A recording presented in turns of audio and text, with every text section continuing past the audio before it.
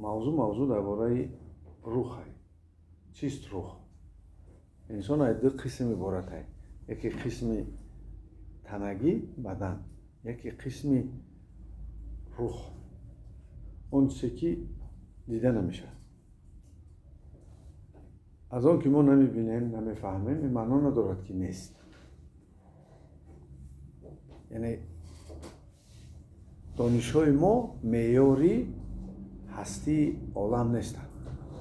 همین دنیا آخر ندارد در آموزش، در درک کردن، در فهمیدن. یکی از سمت‌هایی که بسیار جنجال‌های اسرارها بودن، این مفهوم روح بود. در حکومت سوویتی روح انکار میکردن. وقتی که آمدن علم ژنتیک را خوندن، دیدن که بدن انسان برنامه‌ریزی شده بوده است. فلسفه باید حکومت شروع همین چیز قبول میکرد که انسان روح داشته است. روح در قرآن آمده است که خداوند میگه جزئی از فرمان من است. فرمان، پرکاز خدای. اکنون حاضر ما چخیل میفهمیم؟ در آدم معاصر حاضر چخیل میفهمد؟ شما میدونید که مثلا میگیریم تلفن برنامه ریزی شده، پروگرام خودش دارد. امروز برنامه مثلا مایکروسافت میدونید، ویندوز را دارد، مثلا برنامه هایی که کامپیوتر را میریزن، کامپیوتر کار میکنن. همه چیز برنامه ریزی شده است. از آن جمله آدم هم برنامه ریزی شده است. لیکن آدم نمیشه مانند کامپیوتر از سر نو برنامه‌اش عوض کرد. بسیار قین است آدم برنامه‌اش عوض کردن. یعنی برنامه روح در نظر دارن. چون که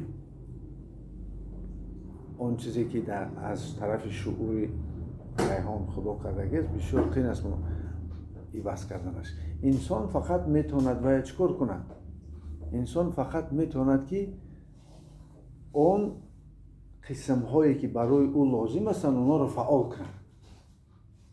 اون قسم هایی که در روح هستند، کامپوننت الیمنت هایی که در روح هستند برای آدم زیان آورند، آنها رو محو کنند. یعنی برای همین میگن تقدیر عوض نمیشود. یعنی خدا نوشته است، برنامه ریزی کرده است در درون هر یک حجره ما، در درون همون یادرو دینکایی که ما داریم روح نوشته شده. لیکن عوض کردنش نمیشود. فقط انسان میتونه این یا اون قسمی از همون نوشته خداوند فعال کنه یا محو کنه با عملهاش، با رفتارهاش. مثلا خب در حدیث رسول اکرم است که درود سلام بر او، دعا عمر دراز میکنه، بعضی کارهای خوب عمر دراز میکنن، رنج زیاد عمر کوتاه میکنن. و امروز ما دیدیم که 4 چیزی که در ژاپن کردن، در مملکت ژاپن سبب عمر درازیشان شد. یکم چیکار کردن؟ یکم دکتری خوب دارن، سر وقت دکتری چیکار میکنه؟ کمک میرسونه. 3 دقیقه لازم است که ورتالیت اسکوری پاموش یا یاری تجلی برسد به جای صدمه. راه‌هاشون ببینید، راه‌های در بین دارن که اون در راه‌ها فقط همین 3 نمود ماشین ها میروند. ماشین های یاری تجلی، ماشین های ملیسه و ماشین های سوختار خاموش کنن. اون راه دیگر کسا زیر نمیکنن. اگر مشکلشون هم باشد این کار نمیکنن. در ما این راه خرید کی نیست. دوی مسئله که یابانی ها را سبب رشد بیدار شدن، فعال شدن گین عمر درازیشان، خوشبختیشان این بود که آنها غذای خوب میخورند، غذای لازمی میخورند. ما چه خیلی غذا میخوریم حالا؟ ما هم یاد گرفتیم. حالا ما غذای بمزه میخوریم. همین غذای با لذت باشد ما را چی است؟ معقول است. درون او چی است؟ ما حالا با شعورانه غذاخوری را هنوز در خود عادت نکردیم. لیکن در ژاپن این کار کردن. غذاهای میخورند که به ما و شما لازم است. یعنی یود دارد، مثلا کلسی دارد، مگنی دارد، ویتامین ها دارد. همین پیراتسیتمی که ما اوکل میکنیم در بعضی مملکت های پیشرفته با قنادی ها با آرد آمیختهش میکنن. که معینه سر غذا خورد. سیوم این کار و راحت ها، کار و دمگیری را راسیون روزانه خود رو بسیار درست کرده گیرن. هم کار میکنن و هم چیکار میکنن؟ هم دم میگیرن. هم کار میکنن و هم دم میگیرن. در ما چی بسیار است حاضر؟ کدام نمودش بسیار است مردم ما میکنن؟ کار بسیار است. دمگیری چی است؟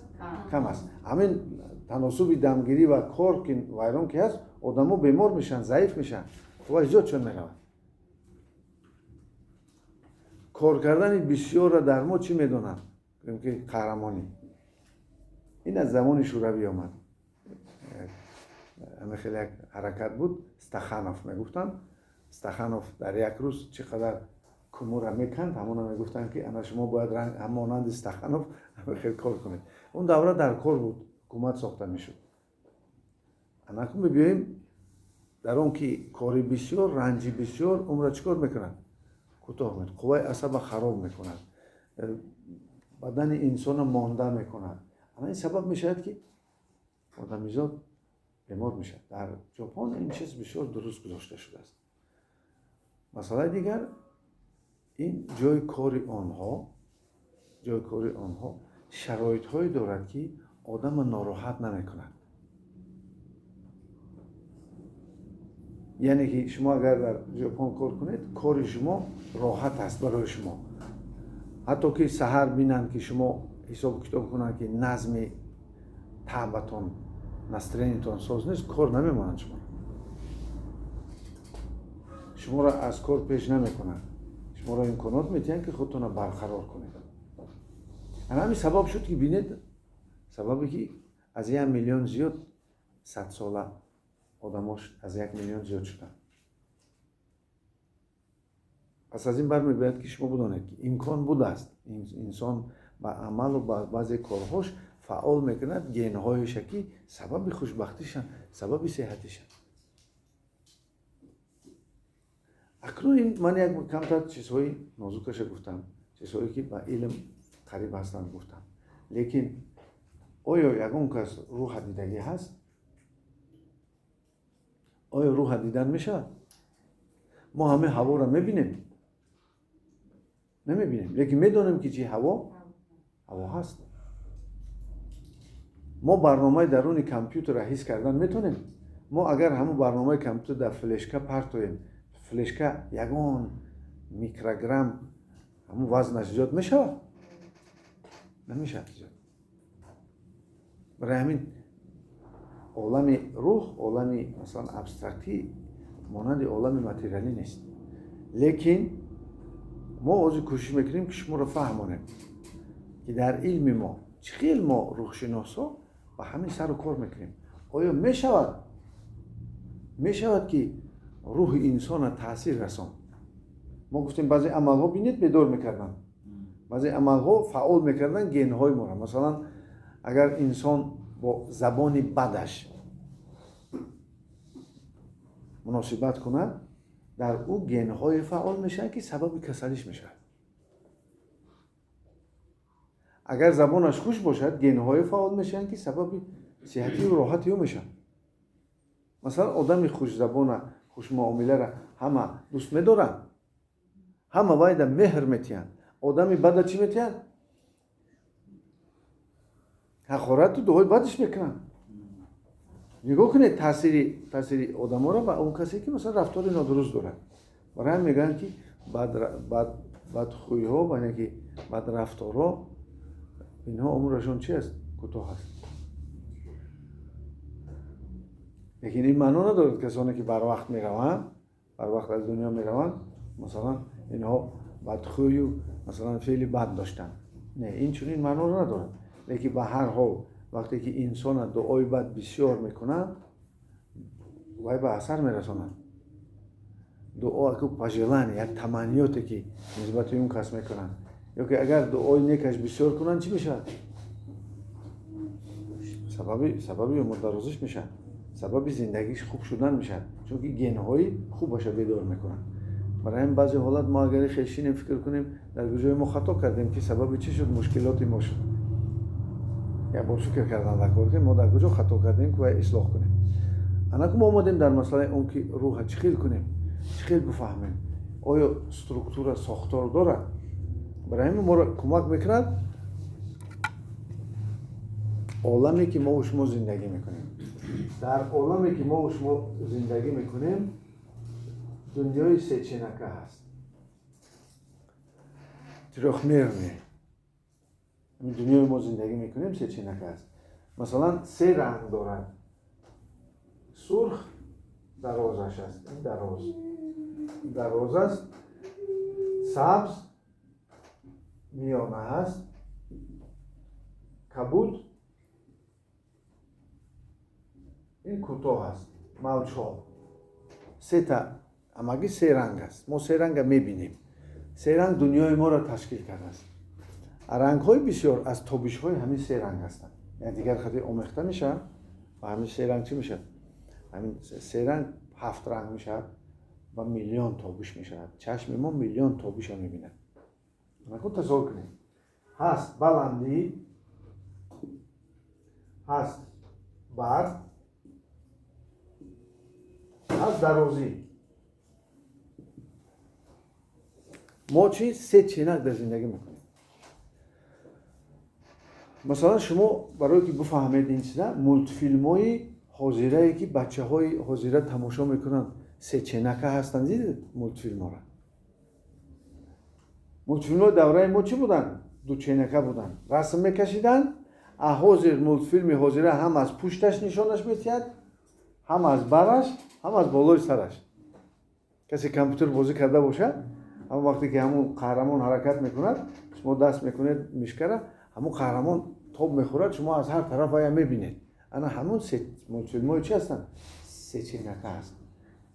نگاه کنید. برای اون که ما روح هم بفهمیم سه چنکه در ما ماندن نمیتونیم. روح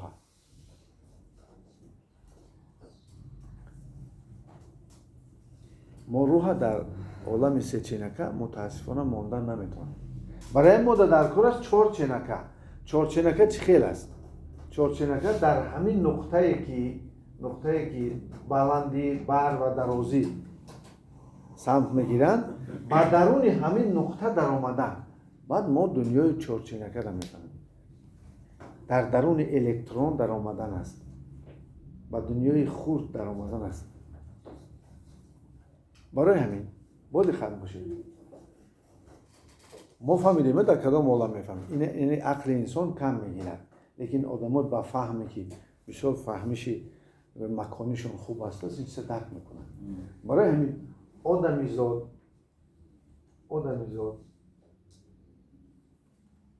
در دنیای سه چنکه اگر زندگی کنه،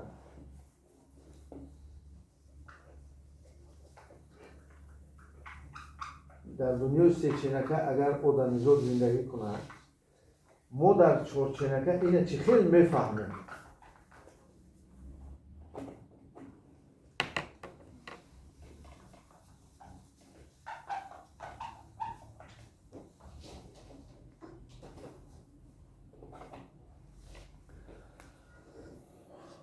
اکنون از دوره پیش تاجیکای ما همین چیزا میدونن، هندوها میدونستن. مثلا میگفتن که تاجیکای ما میگن که نوفش در اون رفته، دلش چی افتاده، گلوش سفید کردن، مثلا کشایشی کارش دادن. اینا چیزایی بودن که مردم میدونستن، لیکن آهسته که دانش از دهن به دهن بود، گویی به کتابت نشده بود. شاید بعضی کتاب‌هاش هستن که در مردم ما نیستن، خارجی ها بردن. ولی ما حاضر میگیریم اون استانداردی کلاسیکیه که هندوها میگن که انسان 7 چی دارد؟ 7 روحی، یکی تاری سر دارد، یکی پیشانه دارد، یکی گلو دارد، یکی سر دل دارد، یکی بالای نوف، یکی زیر نوف و یکی دنبازه. 2 تا دیگر جفت هستند، اینا کف دست به هستند و کفای پا هستند. نامهای خودشون ندارن هر کدامشون. با همین راه ها این یعنی که روح انسان داد و گریفت میکند. دو نمود قوه، یکی قوه میگیرد که از کیهان میگیرد، یکی همون مگنیتی که از کیهان میگیرد، یکی از نوری الهی میگیرد. از کیهان ما دیدیم هم گرفتیم. خودش فقط نور الهی را گرفته میتوند سیستم تصوف ما. دیگرانش نه، تا بعضی قانون نازکی ها دارد که باید رعایت کردن لازم است. ما بدانیم وقتی که انسان از کیهان میگیرد، مثلا آدمو میگن امروز باد و هوا بزیب است، سلامتی من اونقدر چی خوب نیست، معزیم نیست، میگن خود من ناراحت ناهنجار حس میکنم، باد و هوا دیگر شده است. سببش چیست؟ انسان روح انسان با اطراف داد و گریفت دارد، از آن جمله با آن نورهایی که از آفتاب میبیایند. چون که در آفتاب داغ‌های سیاه پیدا میشود، سببی به زمین آمدن نورهایی که گوییم که به روحیه ما خوردنی باب نیستند، استعمالشون قین است، روحیه ما را محکم میکنند. برای همین انسان چی میشد؟ انسان خودش ناراحت حس میکند. بوریه چی میگن؟ با بوریه مگنیتی میگن، یعنی طوفان مگنیتی، طوفان کهربایی و تاجکیش اگر گیریم.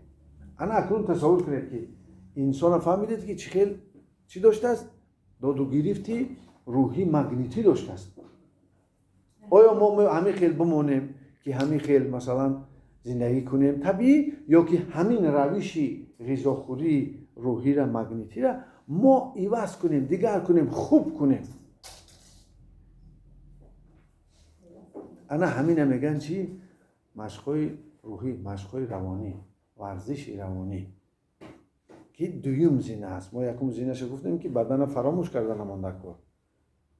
دویم زینه‌اش به واسطه کار کردن و رههای روحی است. انا کن چخیل میکنیم که با دقت همینجا باشید، چخیل میکنیم دیگر میشه. بغیر از این ما میدونیم که نور کیهان، نور الهی استعمال میکنیم، لیکن روح ما محبت هم استعمال میکنن، روح ما مهر هم چی استعمال میکنن. محبت هم غذای چی است؟ غذای روحی است. مهر هم چی است؟ غذای روحی است. یعنی که یک انرژیتیک خودشان دارن. مثلا ما میبینیم آدمایی هستن که اجتماعی و قوت هستن، مثلا پول بسیار دارن، انرژیتیک میتوند که روحیه اونها را هم دیگر کند، لیکن این غذای اساسی نیست. فقط محبت میتونه در یک زینه باشد که ما غذای روحیش گیریم.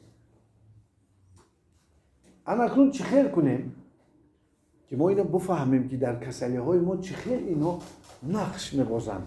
این رههای روحی که در طور سر نیست و در درون معینه سر است. چون که ما اینجا نشان داده بودیم که سه چینکه، یعنی که ما این طرف میدونیم، این طرف میدونیم، ولی ما به درونی خودمان در آمدن نمیفهمیم. و در درون